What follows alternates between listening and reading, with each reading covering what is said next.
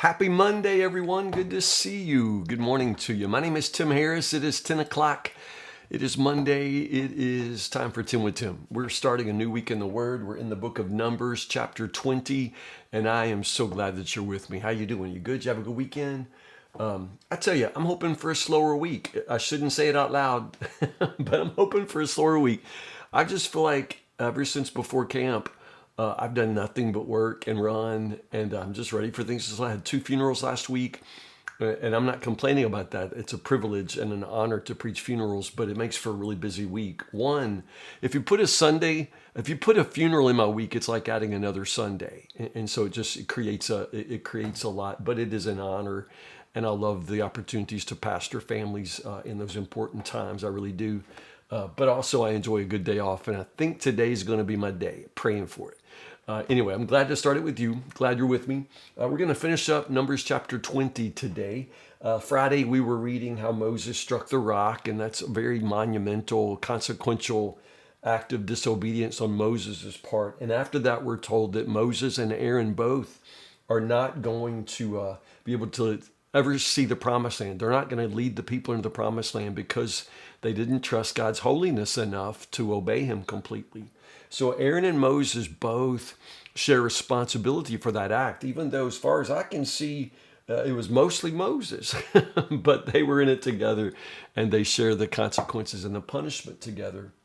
So we pick that up right here in verse 14. They're at Kadesh. They're right back. It's 40 years later. They're right there at the threshold of the promised land. And the easiest way through would be to go through the region of Edom, the tribal lands of Edom. Remember the Edom, these are the descendants of Esau. Jacob and Esau were always the rival brothers, if you remember. The whole deal that goes back with Jacob, the deceiver, stole his birthright, all of this, stole his blessing. And so there is this enmity that goes all the way back to their, original, brother founders. And so there's always this strange relationship between Jacob and Esau, between Israel and Edom. And those old wounds never really ever go away. They say time heals all wounds, but not necessarily, and not in this case. So Moses is at Kadesh, and he just decides to send ambassadors to Edom with this request. They just want to pass through. They just want to pass through.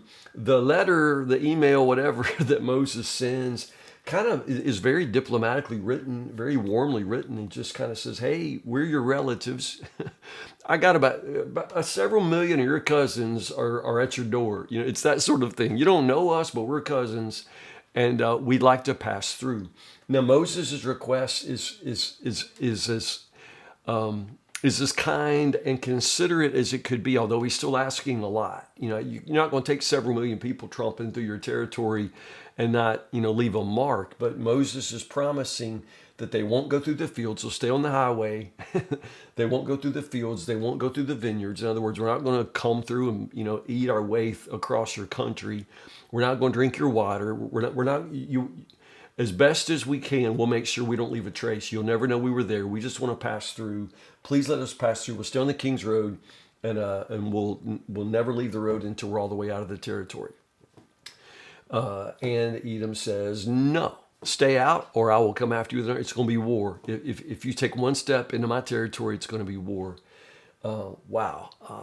So this, of course, now means that they're going to have to take the long way around. They've been taking the long way around from the beginning, but in this case, this isn't really their fault, and it's just a sign that, sometimes you're doing God's will and you're doing it God's way, and you're still going to have obstacles. As a leader, congregational leader, often I've struggled with this because often our people have had the idea that if we're doing God's will, then it's going to be easy. We're probably, coming up on a new building program in the next few years and, talking about significant money, it sounds like. And there's always that sense of, well, if the Lord's in it, he'll provide. And he does. He always does. And he always has. God blesses our church. But the thing is, the money he provides, to do his will is usually in our pockets, and it doesn't mean we won't have to sacrifice, and it doesn't mean we won't have to pray and trust him. It's like we always want the easy way. We always want to, somehow for God to help us to bypass and go around and give us favor and all of that. But in this case, the Edomites are like, no, they're just going to be, jerks about it. And so Moses and the people of Israel are just forced to turn around now and go the long way. That's just how it is. This will not be forgotten in Scripture. This will continue to come up. This is going to be a continual theme, as you know. Edom and Israel will always be these, brother enemies, and it's sad. It's an important Old Testament dynamic, though, and of course it occurs here. What follows is really sad and sweet. It's the death of Aaron. The whole community leaves Kadesh and they come to Mount Hor, and they're on the border of the land of Edom. The Lord tells Moses and Aaron, hey, Aaron, I'm calling you home. And so Moses and Aaron and Eleazar, that's Aaron's son, are called up to the top of the mountain, and there Aaron is going to die. That's strange. Would you want to go this way? I think I would. Really, I don't. I mean, he's old. He's fulfilled his purposes. I know you want to go to the promised land, but also wouldn't you just be ready to go home, and be with the Lord? Good night. Moses and Aaron have done. I mean, they've been through so much with these people. It's just like, no, let them go. Just let me come home. I don't know.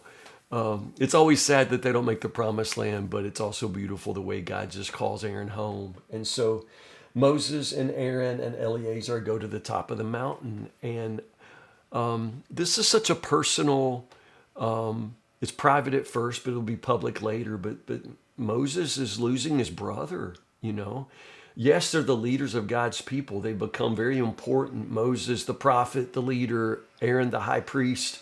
But they're still brothers, and partners in ministry. And they've done all this together.